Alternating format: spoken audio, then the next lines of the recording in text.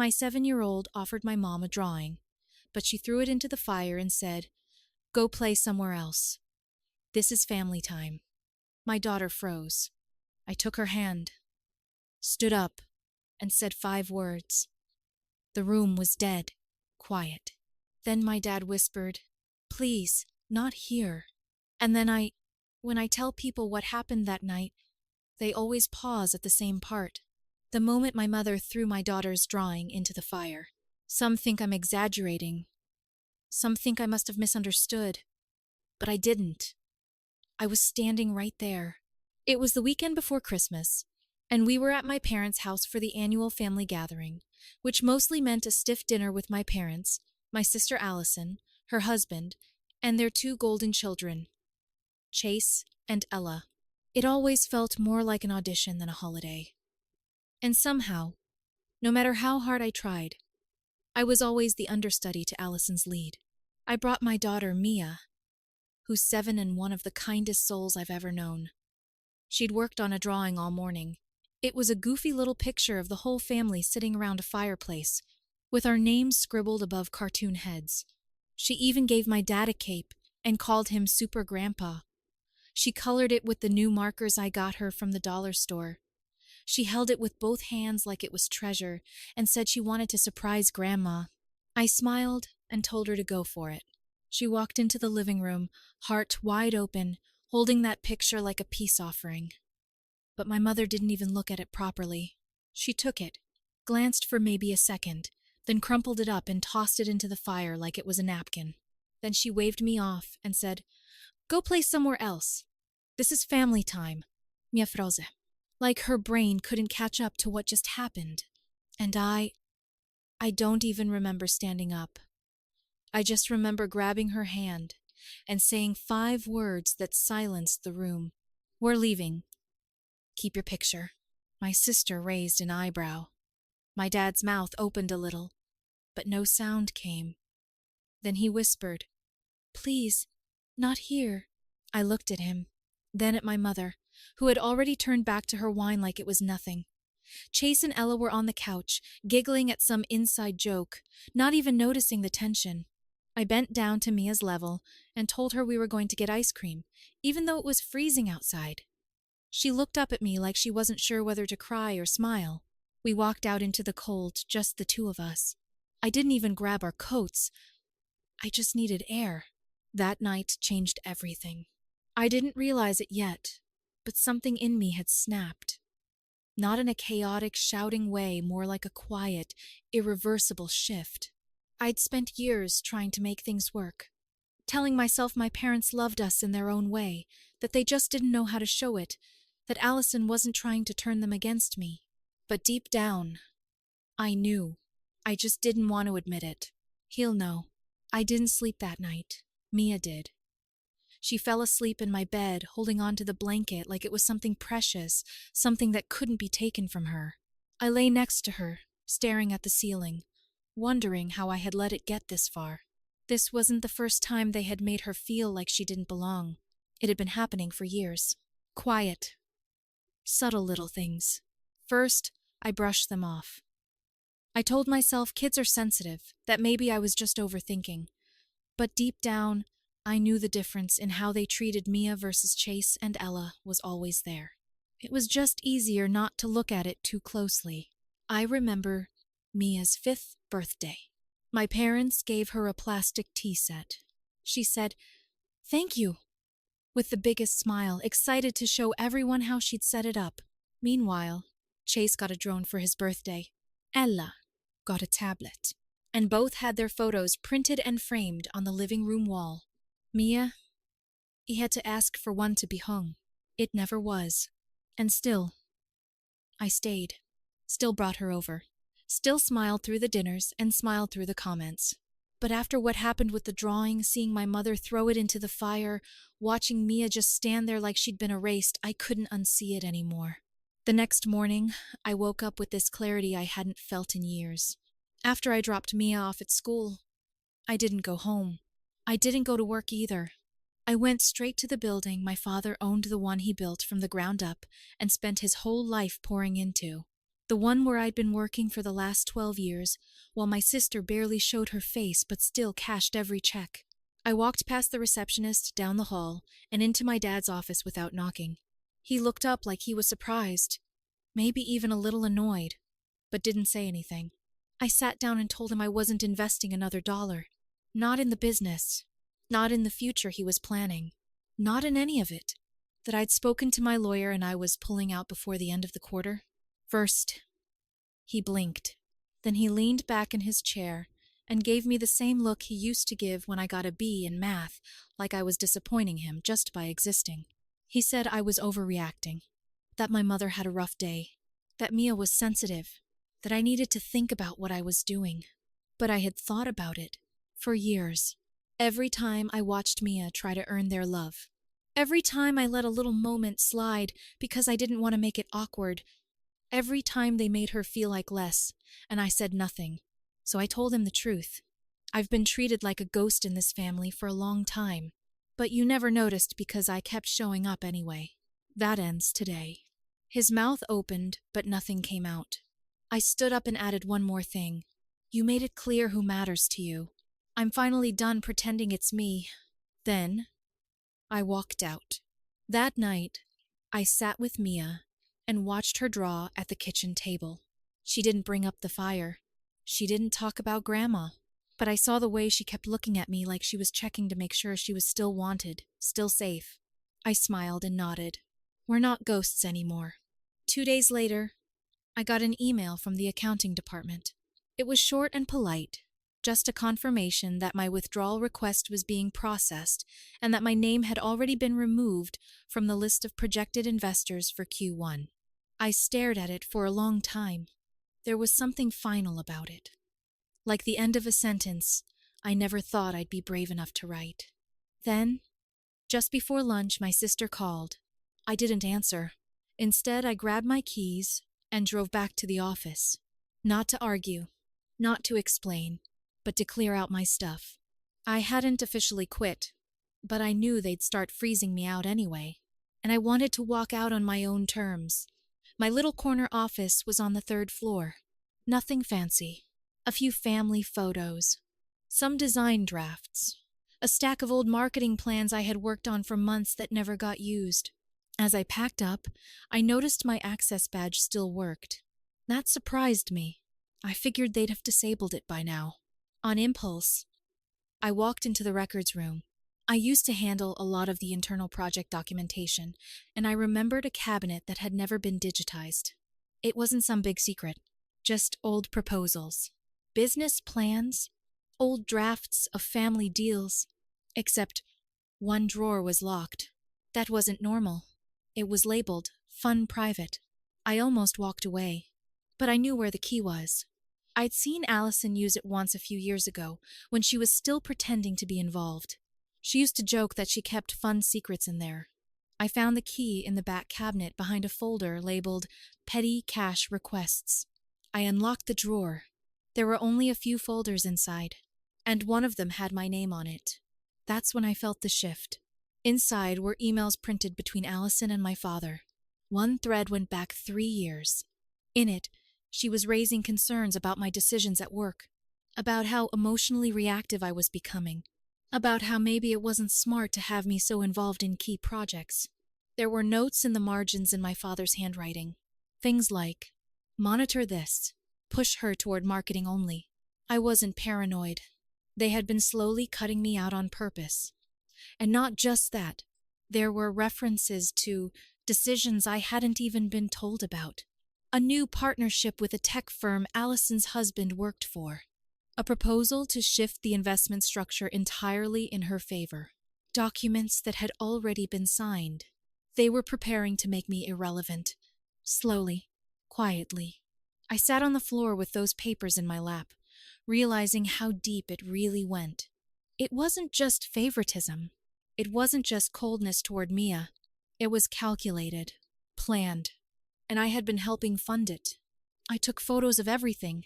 Then I stood up, locked the drawer again, and placed the key exactly where I found it. That night, Allison texted me, "Let's talk. Just us. Coffee tomorrow." No drama. I didn't answer, but I knew one thing now for sure. This wasn't just a family falling apart. This was a house of cards, and I had just pulled the wrong one out from the bottom. The next morning, my dad called. I let it go to voicemail. Then he texted me, "Please come over. Just talk. Just us." I didn't respond. 10 minutes later, my mom texted too. That one I read twice, before closing my phone. "We need to clear the air. No yelling. Mia doesn't have to be there." It was almost funny how suddenly they'd become calm and reasonable. After years of eye rolls, passive comments, dismissals, now they were asking for peace, begging for it even. I wasn't sure what their plan was, but something told me this wasn't about reconciliation. This was about control. So, I went. I needed to look them in the eye and know that they knew. I knew. When I pulled into the driveway, I noticed two things immediately. First, Allison's car wasn't there. Second, the house looked almost staged, like they were trying to create the illusion of normal. Candles were lit. A tray of cookies was on the table. Soft music was playing in the background. They greeted me at the door like nothing had ever happened. No mention of the fire. No mention of the emails. Just my mother's arms awkwardly open. My dad saying Gloria like he was trying to hold in some revelation. Vesat. They talked first. They said they wanted to reset. That they'd made mistakes.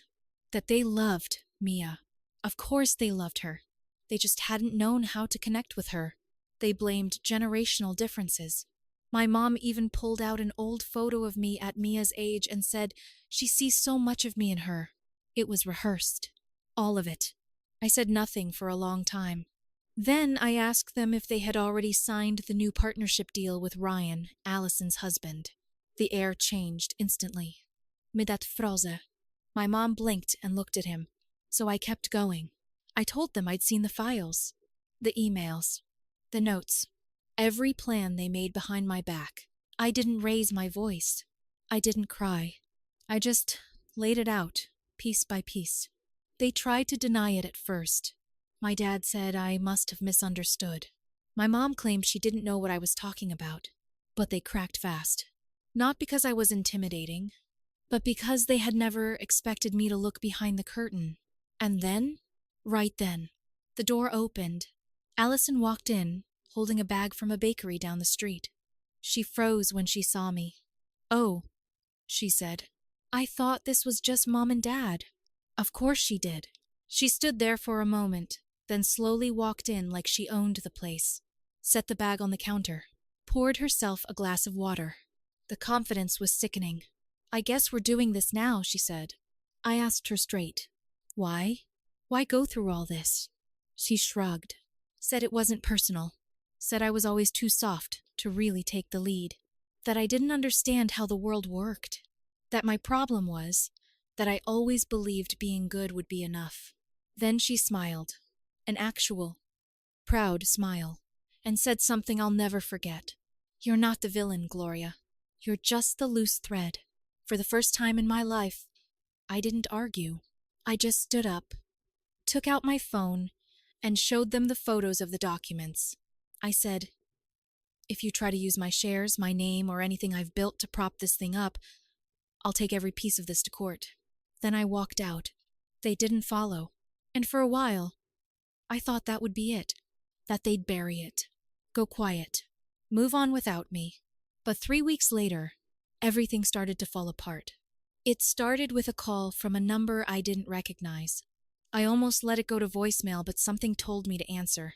It was a woman from the bank, politely asking if I had recently authorized a line of credit expansion for Myers & Company.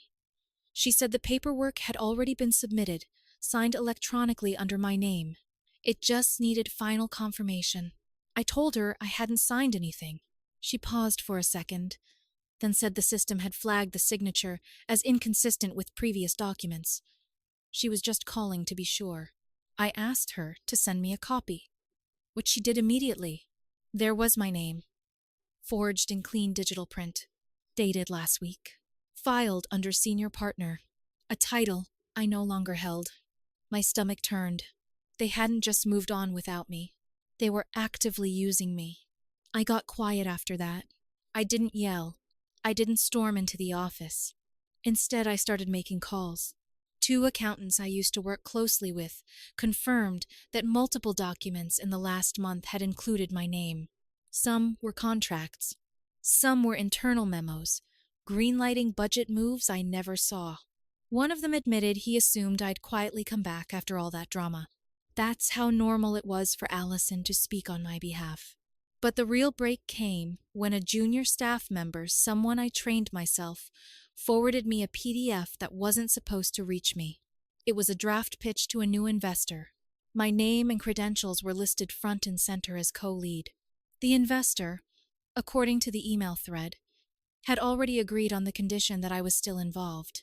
That's when it clicked. They needed my name to land the deal. Allison had been trying to forge my return on paper without ever involving me, just like she always did. Grabbing credit, skipping the work, rewriting the truth. I took the rest of the day and prepared one email. It was clean, factual, direct. I sent it to the executive team, finance, legal, and a few others who needed to see it. Subject: immediate removal of name and liability. I am no longer affiliated with Myers & Company as of date. I have removed all investment and legal ties and have not authorized the use of my name or title in any capacity. Any further action done in my name will be considered fraudulent. I have attached documentation proving unauthorized usage. I am available to speak with the legal team directly. I attached the fake contract, the emails, a screenshot of the forged signature, and I hit send. The fallout didn't take long. Within 5 days, the investor pulled out. The bank froze the company's access to expansion loans. Legal sent an internal memo that compliance would begin a quiet audit of all leadership decisions for the last year.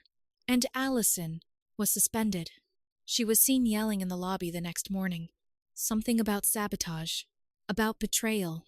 Someone told me she said I had been planning this from the start, that I always wanted to take everything. That was when I knew she truly didn't understand me at all. Because if I had wanted to take everything, I could have. I didn't. I just stopped letting them take from me. Then, a week later, something unexpected happened. I got a letter in the mail, handwritten, from my dad. The handwriting was uneven. I think it took him a while to get the words right. It wasn't an apology. Not directly, but it was close. He wrote about how hard it was to watch things fall apart, about how he hadn't seen what was happening in time, about how loyalty shouldn't come with conditions. But one line stood out, circled at the bottom. We should have protected your daughter the way you protected this family. That line sat with me, not because it healed anything. It didn't. But because it was the first time he admitted she mattered, that Mia had been invisible to them, and that it was never okay.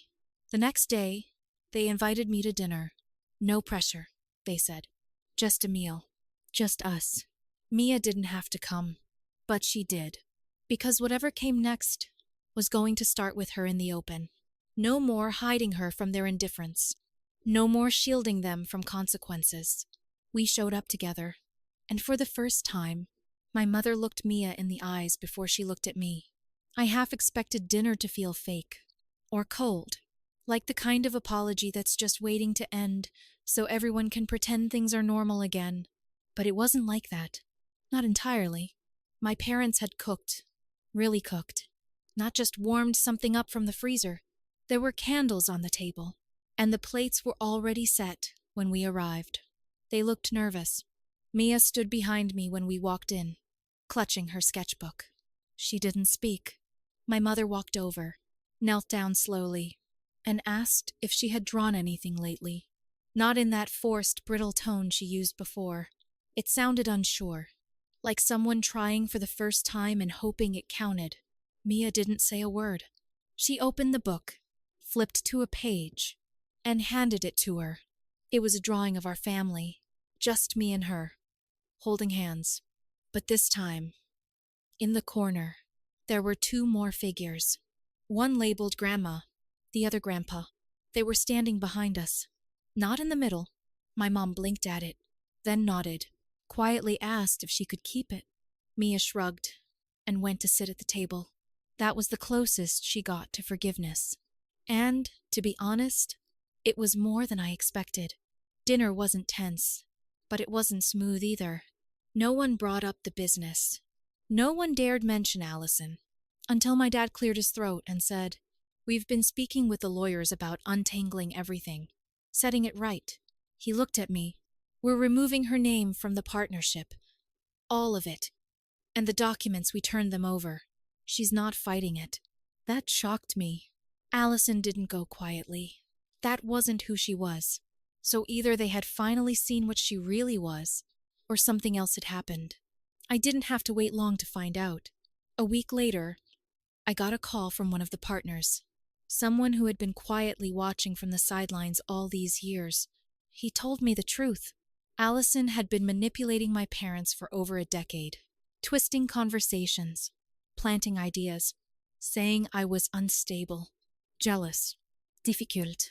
She framed every problem as a Gloria problem, until they couldn't separate their own thinking from her voice. When things started falling apart, they turned to her for help. She panicked, tried to fake signatures, tried to salvage the lie. But once that collapsed, there was no one else to blame but herself. She didn't just lose the business, she lost control. In the end, the truth came out. Not because I shouted the loudest, not because I made threats, but because I stopped giving, stopped funding their comfort, stopped tolerating the erosion of my daughter's joy, stopped pretending that being loyal meant being quiet. The next time we visited my parents, it was different. Mia was the only child in the room, and for the first time, she didn't feel like an afterthought. My mom helped her cut paper snowflakes. My dad asked about school. No gifts were handed out. No golden treatment. Just time. Real time. And as we were leaving, Mia looked up at me and said, "They see me now." I smiled. Yeah, they do. This whole thing, the fight, the loss, the truth, it cost a lot. But we got something back that I thought was gone for good. Respect. Not just for me, but for my daughter, and I'll never let that slip again. Good always wins.